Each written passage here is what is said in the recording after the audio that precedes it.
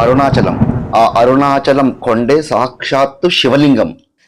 గిరి ప్రదక్షిణ దాదాపుగా 14 కిలోమీటర్లు ఉంటుంది. ఆ 14 కిలోమీటర్లు మనకు శ్రమ తెరవకుండా ఉండాలంటే ఆ పర్వతం వైపు చూసుకుంటూ ఆ పర్వతమే శివలింగంగా భావించుకుంటూ వెళ్తే మాత్రమే అది సాధ్యమవుతుంది. రాత్రి 3 లేదా 4 గంటలకు ప్రారంభిస్తే చల్లటి పూటనే మనం గిరి ప్రదక్షిణ పూర్తి చేసుకోవచ్చు. మహిళలైతే తప్పకుండా గ్రూపులుగా వెళ్ళండి, ఒంటరిగా వెళ్ళే ప్రయత్నం చేయొద్దు. చెప్పులు లేకుండా చేయండి ప్రదక్షిణ. ఈ ప్రదేశాల గురించి వర్ణించడానికి నేను తీసుకున్న పుస్తకాలు రమణ మహర్షి ఆశ్రమంలో లభిస్తాయి. అవి అరుణాచల మహత్యం ఒకటి, రెండవది గురు గిరి గుడి, మూడవది గైడ్ టు గిరి ప్రదక్షిణ. అమెజాన్లో కూడా అరుణాచలం అదేవిధంగా గిరి ప్రదక్షిణ సంబంధించిన పుస్తకాలు ఉంటాయి. మీరు అక్కడికి వెళ్లే ముందే చదువుకుని వెళ్తే బాగుంటుంది. గిరి ప్రదక్షిణ అరుణాచల ఆలయం నుండి లేదా రమణ మహర్షి ఆశ్రమం నుండి కూడా ప్రారంభం చేయొచ్చు. మనం పెద్ద గుడి నుంచి ప్రారంభించినట్లయితే ముందుగా భూతనారాయణ ఆలయం అంటే ప్రధానమైన గుడి నుంచి ఒక 300 అడుగులు ఉంటుంది. ఎవరైనా చెప్తారు పక్క సందులోనే. భూతనారాయణ ఆలయం దర్శించుకున్నాక ఆ పక్క సందులో నుండే లోనికి వెళ్తే మనకు అరుణాచల ఆలయం యొక్క ప్రధాన ద్వారం వస్తుంది. ఇక్కడ నుండి ప్రదక్షిణ ప్రారంభం చేయండి. మీరు వెళ్ళేది ముందుగా గిరి ప్రదక్షిణ కాబట్టి ముందుగా ఇక్కడ ఒక దీపం వెలిగించి స్వామివారికి దండం పెట్టుకొని గిరి ప్రదక్షిణకి ప్రారంభం కావచ్చు. ఆ తర్వాత బ్రహ్మలింగాన్ని బ్రహ్మ తీర్థాన్ని దర్శించి వెళ్ళాలి. ఇది గుడి లోపల ఉంటాయి. మనం అక్కడికి వెళ్ళడం కుదరదు, ఎందుకంటే దారి అక్కడి నుంచి ఉండదు. పక్క నుంచి లెఫ్ట్ సైడ్ నుంచి వెనక నుంచి గుడిలోకి వెళ్తాం కాబట్టి అక్కడికి వెళ్ళడం కుదరదు. ఒకవేళ అగ్నిలింగ దర్శనం కావాలంటే రాత్రి 8 గంటల తర్వాత వెళ్తే గుడిలో మొత్తం తిరగనిస్తారు స్వేచ్ఛగా, అప్పుడు చూసుకోవచ్చు. ప్రస్తుతం మీకైతే చూపిస్తున్నా, చూసుకొని మీరు ప్రదక్షిణకి వెళ్ళిపోండి. రాత్రి 8 గంటలకు గుడి మూసేస్తారు. మనం 5 నిమిషాల దాకా 8 గంటలకు వెళ్ళామంటే స్వామివారిని దర్శనం చేసుకొని అక్కడ ఆ తర్వాత మొత్తం ఫ్రీగా తిరగనిస్తారు గుడిలో మొత్తం కూడా. అప్పుడు వెళ్ళి మనం బ్రహ్మలింగాన్ని చూసుకుని ఆ తర్వాత దీని ఎదురుగానే బ్రహ్మతీర్థం ఉంటుంది, దాన్ని దర్శనం చేసుకొని మన గిరి ప్రదక్షిణ ప్రారంభించాలి. ఒకవేళ మీకు సమయం కనుక కుదరనట్లయితే మామూలుగా గుడి బయట నుంచే బ్రహ్మలింగాన్ని బ్రహ్మ తీర్థాన్ని మనసులో స్మరించుకొని మీ యొక్క గిరి ప్రదక్షిణ ప్రారంభించండి. బ్రహ్మలింగం ఎదురుగా ఉన్నదే బ్రహ్మతీర్థం. తీర్థం అంటే ఏం లేదు, మన భాషలో చెప్పాలంటే కోనేరు. దర్శనమయ్యాక ప్రతి ఒక్కరు కూడా తిరుమంజన గోపురం నుంచి బయటికి రావాల్సి ఉంటుంది. ఇక్కడ నుంచి సెకండ్ లిఫ్ట్కు వెళ్ళినట్లయితే మనకు ఇంద్రలింగం వస్తుంది. అక్కడ అడుగుతూ వెళ్ళండి, లేదంటే మనకు దొరకదు. అది ఇండ్ల మధ్య షాపుల మధ్య ఉంటుంది. ఎవరిని అడిగినా చెప్తుంటారు ఇంద్రలింగం. ఫస్ట్ ఇది చూసుకోండి మీరు. మనం ముందుగా గుడి లోపలికి ఎంటర్ అయిన రాజగోపురం దగ్గర నుంచి అయినా వెళ్ళొచ్చు, లేదా తిరుమంజన గోపురం నుంచి అయినా వెళ్ళొచ్చు. చాలా దగ్గర. ఫస్ట్ మీరు ఇంద్రలింగాన్ని చూసుకోండి. గిరివలయం దారిలోకి వస్తుంటే దగ్గరలోనే ఒక 200-300 మీటర్ల దూరంలోనే నిత్యానంద స్వామి ఆశ్రమం ఉంటుంది. అక్కడ ఉదయం 8 గంటల నుంచే అన్నదానం ప్రారంభం అవుతుంది. వీలుంటే అక్కడ చూసుకోండి. ఇక్కడ నుండి తర్వాత అగ్నిలింగం వెళ్ళాలి. దాదాపుగా ఇది 1.5 కిలోమీటర్ ఉంటుంది. దాదాపుగా అంతలో బోర్డులు పెట్టినారు, ఎవరిని అడిగిన చెప్తారు. 24 గంటలు గిరి ప్రదక్షిణ నడుస్తూనే ఉంటుంది కాబట్టి ఎలాంటి భయపడాల్సిన పని లేదు. ఇది అగ్నిలింగం బోర్డు ఉంది కదా, ఆ బోర్డు నుంచి మనం లోపలికి రైట్ సైడ్ లో ఉంటుంది, లోపలికి వెళ్ళాలి. ఆ యొక్క కొత్తగా కమాన్ కడుతున్నారు, ఆ కమాన్ కింద నుండి లోపలికి వెళ్తే జస్ట్ ఒక 100 అడుగుల దూరంలో ఉంటుంది. ఇది అగ్నిలింగం. అగ్నిలింగం చూసుకున్నాక మెయిన్ రోడ్డు మీదకి వచ్చాక మనకు కొంచెం ముందుకు వెళ్తే మెయిన్ రోడ్డు మధ్యలోనే కాళికా అమ్మవారి ఆలయం ఉంటుంది, అది చూసుకోండి. నేను అది వీడియో తీయలేకపోయాను కాబట్టి మీరు చూసుకోండి తప్పకుండా. అది అక్కడ నుండి కొద్దిగా ఒక 50 అడుగులు వేస్తే రైట్ సైడ్ లో మనకు శేషాద్రి స్వామి ఆశ్రమం ఉంటుంది. అది చాలా ముఖ్యమైనటువంటిది, అది చూసుకోండి. ఇది చూసుకోవడం అయిపోగానే బయటకు వచ్చాక కొంచెం ముందుకు వెళ్తే రైట్ సైడ్ ని శ్రీ దక్షిణామూర్తి ఆలయం ఉంటుంది.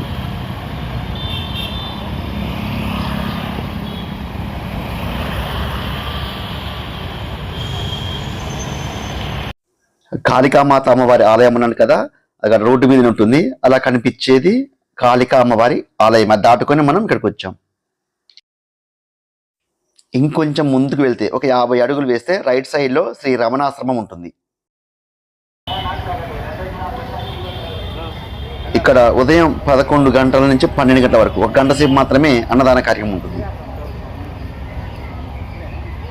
రమణాశ్రమం గేట్ నుంచి బయటికి రాగానే గేటు దగ్గర నుంచి నిలబడి చూస్తే ఎదురుగా మనకు గణపతి ఆలయం కనిపిస్తుంది.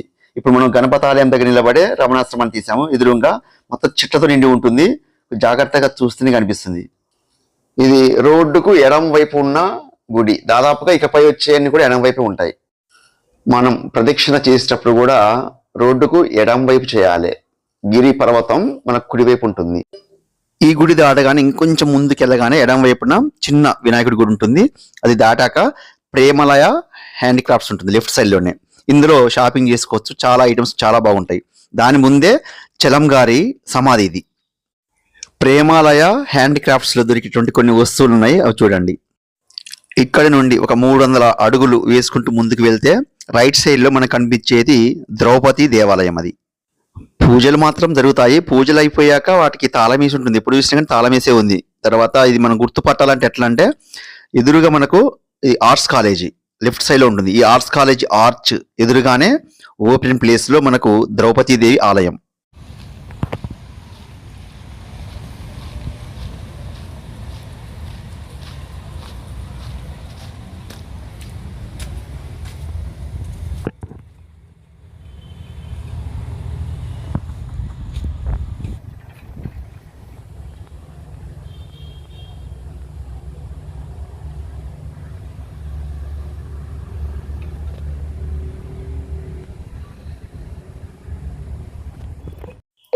ఇంకొక 350 అడుగులు వేస్తే ఇప్పుడు కనిపించే మురుగన్ ఆలయం.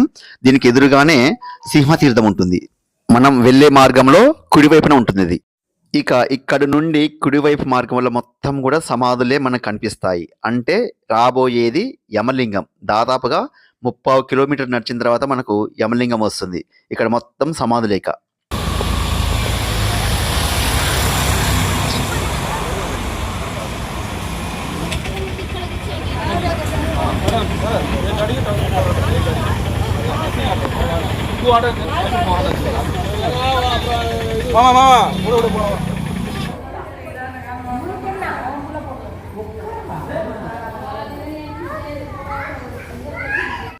యమలింగం దాటాక ఒక 300 అడుగులు వేశాక మనకు లెఫ్ట్ సైడ్ లో ఒక నంది వస్తుంది.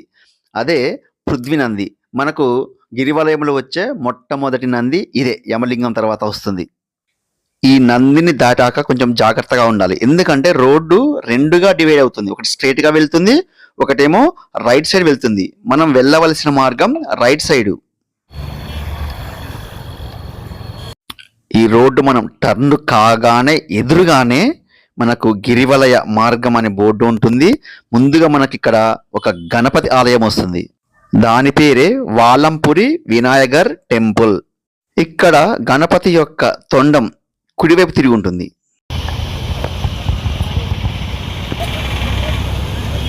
ఇంకొక 300 అడుగులు వేసుకుంటూ ముందుకు వెళ్తే ఇక్కడ శ్రీ ఐశ్వరేశ్వర ఆలయం వస్తుంది.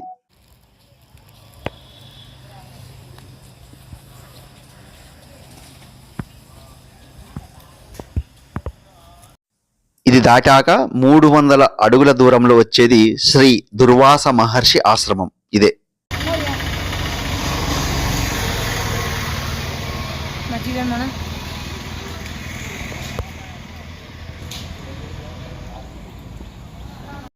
పిల్లలు పుట్టకున్నా ఏదైనా కోరికలు తీరకున్నా కానీ ఇక్కడ ముడుపులు చెట్టుకు కడితే కోరికలు తీరుతాయి. కోరికలు తీరాక వచ్చి మనం ఆ ముడుపు విప్పేయాలి. అంటే మనం కట్టిన ముడిపే కాదు, ఏదో ఒక ముడుపు విప్పాల్సి ఉంటుంది.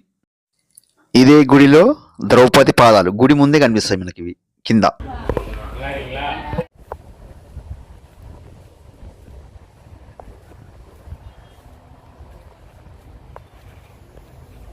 ఈ ఆశ్రమం పక్కన లెఫ్ట్ సైడ్ లో మనకు నందిముఖ దర్శనం.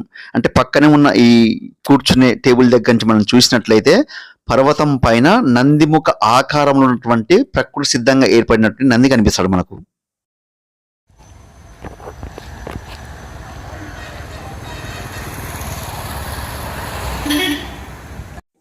ఇక్కడ నుండి ఒక 750 మీటర్లు నడుచుకుంటూ వెళ్తే కుడివైపున మనకు ఒక నంది విగ్రహం వస్తుంది. ఇక్కడ 2 నందులు ఉంటాయి. ఒకటేమో శిఖరం వైపు చూస్తుంది, ఒకటేమో రోడ్డు వైపు చూస్తుంది. దీన్నే శోనా తీర్థం అంటారు. ఈ యొక్క నంది విగ్రహం ఎదురుగానే ఒక గణపతి ఆలయం ఉంటుంది. ఆ గణపతి ఆలయం ముందు ఇంకొక నంది ఉంటుంది. దాన్నే జ్యోతి వినాయకర్ దేవాలయం అంటారు. ఇక్కడ ఉన్న నంది గిరివైపు చూస్తుంది.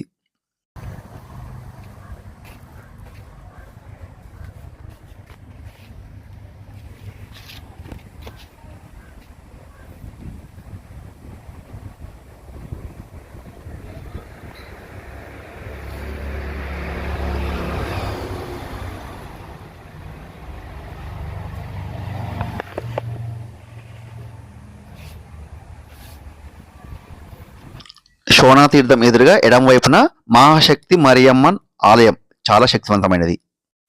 ఇక్కడ నుండి ఒక 400 మీటర్ల దూరం వెళ్తే వచ్చేది అప్పు నంది. వీడియో మిస్ అయింది, ఫోటో మాత్రం తీశాను చూడండి. ఈ నంది మండపాలు విగ్రహాలు చాలా చిన్నగా ఉంటాయి. పేవ్మెంట్ మీద నడుచుకుంటూ వెళ్తేనే కనిపిస్తాయి. కొంచెం జాగ్రత్తగా చూసుకుంటూ వెళ్ళండి. ఇంకొంచెం ముందుకు నడుచుకుంటూ వెళ్తే మనకు పేవ్మెంట్ మీదనే కనిపిస్తుంది. దీని పేరు తేయు నంది. చూడాల్సిన ప్రదేశాలు ఎక్కువగా ఉండడం వల్ల కొంచెం నందులు అటు ఇటు అవుతుండొచ్చు. ఒకటే పేవ్మెంట్ మీదనే ఉంటాయి.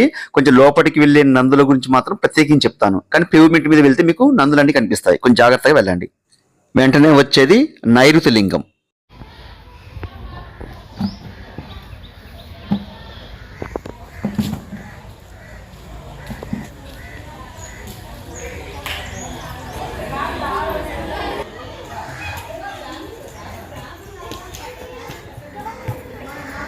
నైరుతి లింగం నుండి బయటికి రాగానే ఒక 20 అడుగులు వేస్తే ఇక్కడ కాకులు వాళ్తుంటాయి. అంటే పెద్దవాళ్ళకు ఏమైనా శాంతి కలగాలంటే కాకులకు ఆహార పదార్థాలు వేస్తారు. వీలుంటే మీరు అక్కడ వేయండి. ఒక 300 అడుగులు వేస్తే వచ్చేది తిరునేరు అన్నమలై ఆలయం. ఇది చాలా ప్రముఖమైనటువంటి ఆలయం. ఎందుకంటే ఈ పర్వతానికి కరెక్ట్గా అవతల వైపున అరుణాచల ఆలయం ఉంటుంది. అంటే స్వామివారిది అటు, దానికి కరెక్ట్గా వెనక వైపున అమ్మవారి ఆలయం ఇది.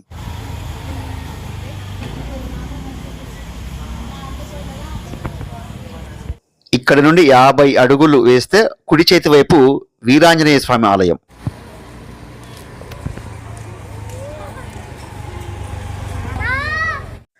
ఇక్కడ నుండి ఒక 400 అడుగులు వేస్తే మనకు వచ్చేది ఆకాశనంది. పక్కనే మినరల్ వాటర్ ప్లాంట్ ఉంది, దాని పక్కనే ఉంటుంది.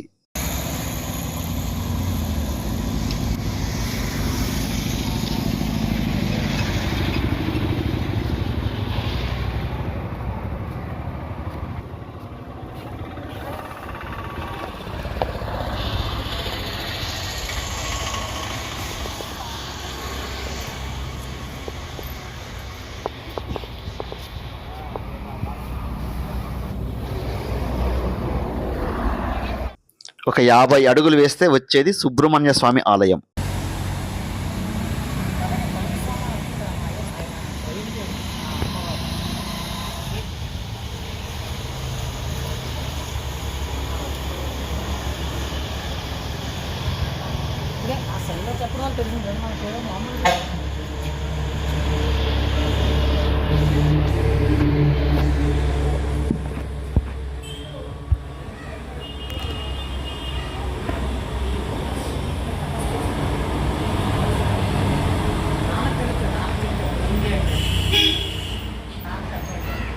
వంద అడుగుల దూరంలో శ్రీ రాజరాజేశ్వరి దేవి ఆలయం.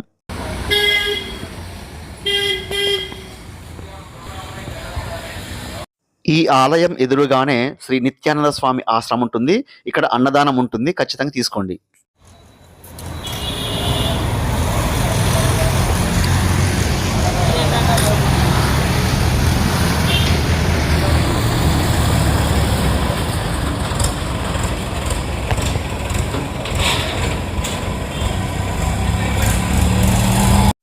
ఇక్కడ నుండి 300 అడుగుల దూరంలో ఉండేది సింహనంది. సింహనంది కనుక్కోవడం కొద్దిగా కష్టంగా ఉంటుంది. ఇప్పుడు ఆ గోడ కనిపిస్తుంది కదా, ఆ ఎదురుగానే ఈ యొక్క రోడ్డు దిగి కొద్దిగా లోపలికి వెళ్ళాలి. ఆ ఎదురుగా కనిపిస్తున్న నిర్మాణంలోనే సింహనంది ఉంటుంది.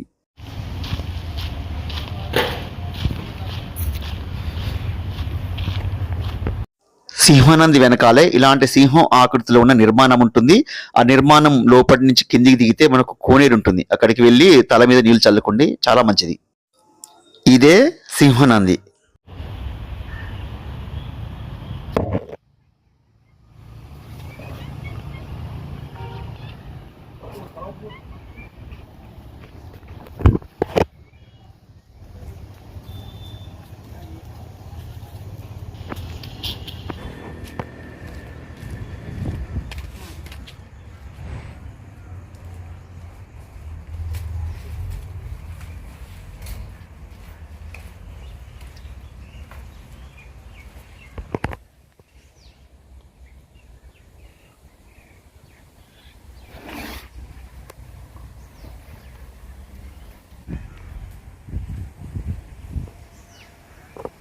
ఒక 200 అడుగులు వేస్తే మనకు ఎడమ చేతి వైపు వచ్చేది గౌతమ మహర్షి ఆశ్రమం.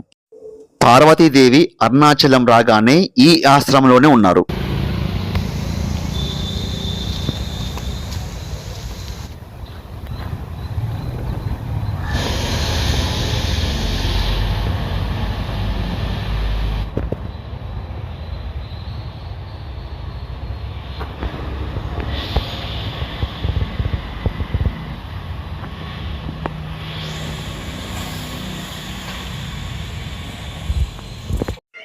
ఇక్కడ నుండి 200 అడుగుల దూరంలో సూర్యలింగం.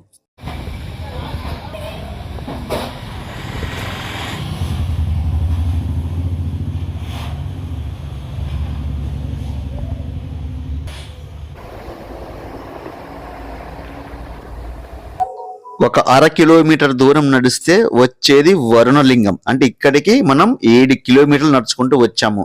మొత్తం గిరి ప్రదక్షిణ 14 కిలోమీటర్లు. అంటే ఇక్కడికి వచ్చేసరికి సగం అయిపోయింది అనమాట. వరుణలింగం నుండి ఒక 500 మీటర్లు వెళ్తే వచ్చేది శ్రీ మాణిక్య వాచకర్ ఆశ్రమం. ఇది చాలా ప్రసిద్ధమైనటువంటిది. మన తెలుగులో అన్నమయ్య ఎలానో ఇతను తమిళంలో కూడా శివుడి మీద అలాంటి శ్లోకాలు చాలా రాశాడు. ఇతను శ్లోకాలు రాస్తుంటే శివుడే స్వయంగా లిఖించాడట. ఇది రోడ్డుకు కుడివైపు ఉంటుంది. ఇప్పుడు ఆశ్రమం లోపలికి వెళ్తున్నాము.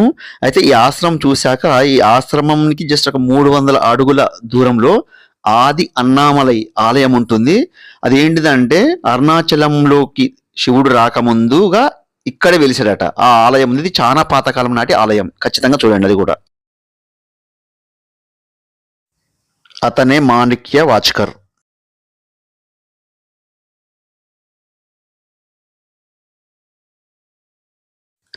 అతను శ్లోకాలు చెప్పుతుంటే సాక్షాత్తు శివుడే లిఖిస్తున్నట్టుగా అక్కడ చిత్రపటం చూడవచ్చు మనం. ఇది చూసుకున్నాక మనం ఆది అన్నామలై దేవాలయంకి వెళ్తాం కదా, అక్కడ నుండి పర్వతం గజరూప ఆకారంలో కనిపిస్తుంది.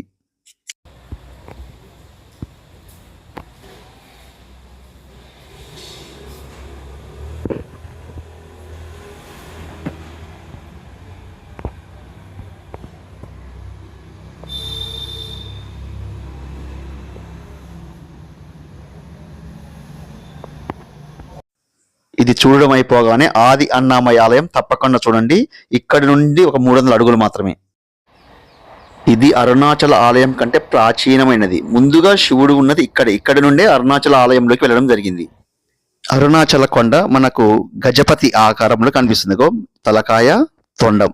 ఇక్కడ నుంచి మనకు గజరూపం కనిపిస్తుంది అనమాట. ఇది చూసుకొని మళ్ళా మనం మెయిన్ రోడ్డు మీదకి వచ్చి ఇంకొద్దిగా నడుచుకుంటూ ముందుకు వెళ్ళినట్లయితే మనకు వచ్చేది వాయులింగం.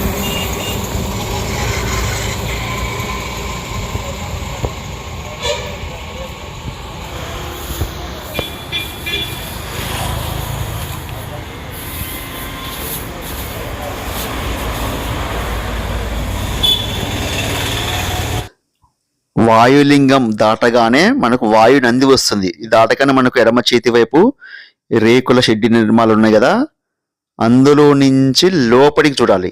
పేవ్మెంట్ మీద ఉండదు, పేవ్మెంట్ లోపలికి చూస్తేనే మనకు కనిపిస్తుంది. కొంచెం జాగ్రత్తగా చూడండి. ఒక గేట్ కనిపిస్తుంది, అక్కడి నుంచి వాయునంది. చాలా చిన్న మండపం, లోపలికి వెళ్ళొచ్చు. దగ్గరికి వెళ్ళి కూడా మనం దండం పెట్టవచ్చు.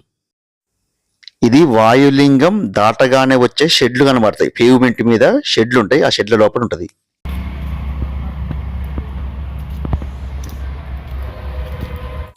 ఇక్కడ నుండి కొంచెం ముందుకు వెళ్తే రమణ బ్రిడ్జ్ వస్తుంది. మనకు పైన గ్రీన్ బోర్డు ఉంది కదా, ఆ బోర్డు కిందనే బ్రిడ్జ్ ఉంటుంది. మనం గుర్తుపట్టడం కొంచెం కష్టం. ఎదురుగా శివలింగాలు ఉన్నటువంటి ఆశ్రమం ఉంటుంది. ఆ ఆశ్రమం ఎదురుగానే చిన్న బ్రిడ్జ్. శ్రీ రమణుల గారు ఇక్కడే కూర్చొని చాలాసేపు పర్వతం వైపు చూస్తూ గిరి ప్రదక్షిణ సమయంలో ఇక్కడ రెస్ట్ తీసుకునేవారట. వారు కూర్చున్నారు కదా, అదే రమణ బ్రిడ్జి. మీరు కూడా అక్కడ కాసేపు కూర్చొని ధ్యానం చేయండి. ఎదురుగా నమ శివాయ చారిటబుల్ ట్రస్ట్ ఉంటుంది. దాని ఎదురుగానే ఈ బ్రిడ్జ్ ఉంటుంది.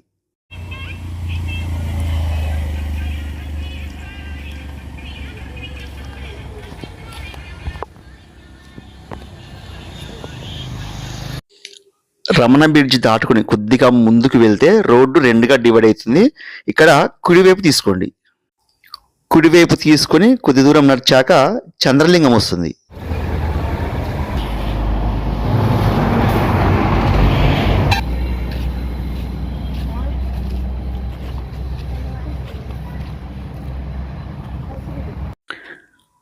ఇది చూసుకొని ఇంకొద్దిగా ముందుకు వెళ్ళినట్లయితే మనకు అగస్త్య మహర్షి ఆశ్రమం వస్తుంది.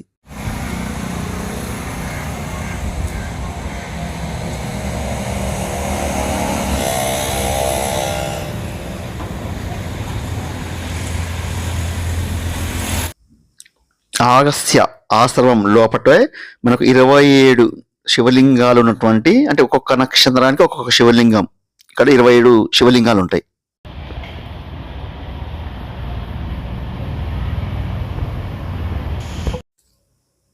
తర్వాత వచ్చేది అధికార నంది. ఇది పేవ్మెంట్కి కొద్దిగా లోపలిగా ఉంటుంది. ఇక్కడ మర్రి చెట్టు ఇవన్నీ కనిపిస్తాయి, దాని ఎదురుగా ఉంటుంది, కొంచెం చూసుకోండి. మనం అరుణాచలం వచ్చినట్లుగా రికార్డు చేసేది ఈ నంది గారే కాబట్టి అక్కడ నంది చెవుల్లో వచ్చినట్టుగా శివుడికి చెప్పుకోండి.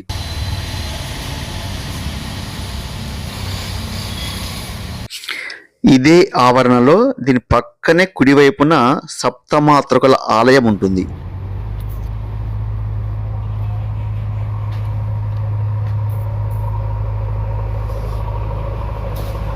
ప్రస్తుతం అయితే పాతబడి తాళాలైతే వేశారు.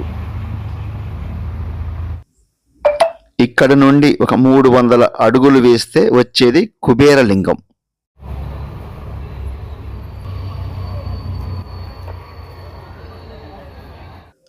కుబేరలింగం దాటాక 300 అడుగుల దూరంలో కుడివైపున ఇడుక్కి పిల్లయార్ అనే గణపతి ఆలయం ఉంటుంది. దాని పక్కనే ఇప్పుడు మనం చూస్తున్నది మోక్ష మార్గం. దాని పక్కనే ఇడుక్కి పిల్లయార్ గణపతి ఆలయం. మోక్ష మార్గం ఇది చాలా ఆసక్తికరమైనటువంటి నిర్మాణం. కొద్దిగా లేట్ అయినా పర్లేదు, అందులోంచి బయటకు వచ్చాక మిగిలిన దర్శనాలకు వెళ్ళండి. ఇది అయిపోయాక ఇదే మార్గంలో, అంటే కుడివైపు రోడ్డుకు కుడివైపే కొంచెం ఒక ముందుకెళ్తే ఒక 50 అడుగులు వేస్తే మనకు వచ్చేది పంచముఖ దర్శనం. ఇక్కడ పర్వతం మనకు 5 భాగాలుగా కనిపిస్తుంది.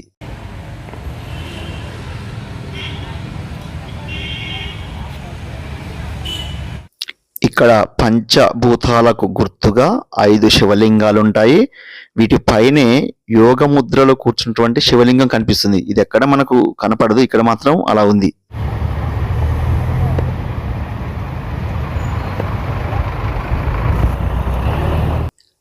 దీని పక్కనే ఒక గొప్ప సాధువు యొక్క సమాధి ఖచ్చితంగా చూడాలి.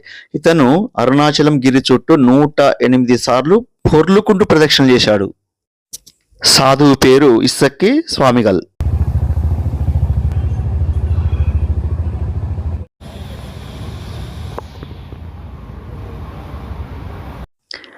ఇక్కడి నుండి ఒక 400 అడుగులు ముందుకు వెళ్తే కుడివైపున ఊసిలింగం ఉంటుంది. అది ఎలా గుర్తుపట్టాలంటే రాయల్ ఎన్ఫీల్డ్ షోరూమ్ ఉంటుంది, దాని ముందే చిన్న గుడి. ఇక్కడ ఒక చిన్న సన్ననైనటువంటి ముద్దు మీద నిలబడి అమ్మవారు శివుడి కోసం తపస్సు చేశారట.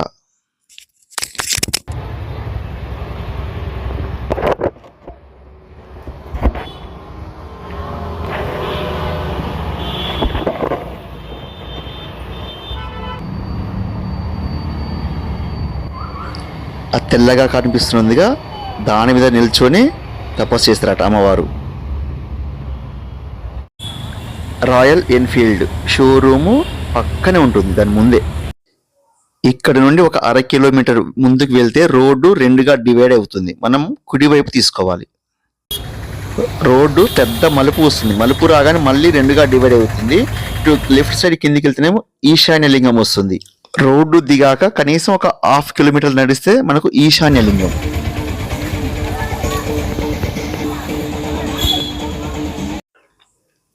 ఈశాన్య లింగాన్ని ఆనుకునే పక్క దేవాలయంలో ఉండే నంది పేరు యజమాన నంది. ఇది చివరి నంది.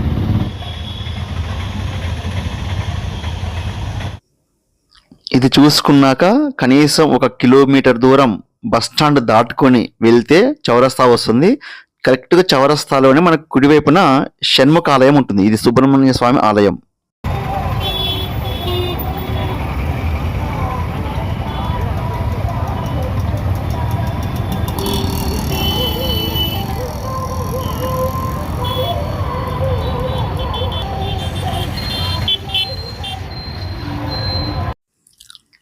ఇదే ఆ చౌరస్తా.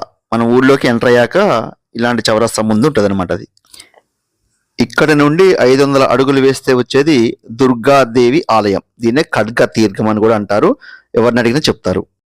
అమ్మవారు మహిషాసురుడిని చంపింది ఇక్కడే. ఈ గుడి కుడివైపు ఉంటుంది. సందులో నుంచి కొంచెం ముందుకు పోవాలి.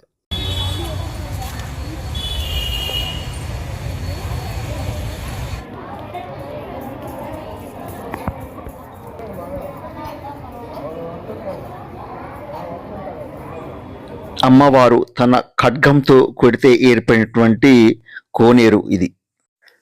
ఇది చూసుకొని బయటకు వచ్చాక ఒక 50 అడుగులు ముందుకు వేస్తే కుడివైపున హనుమాన్ ఆలయం ఉంటుంది.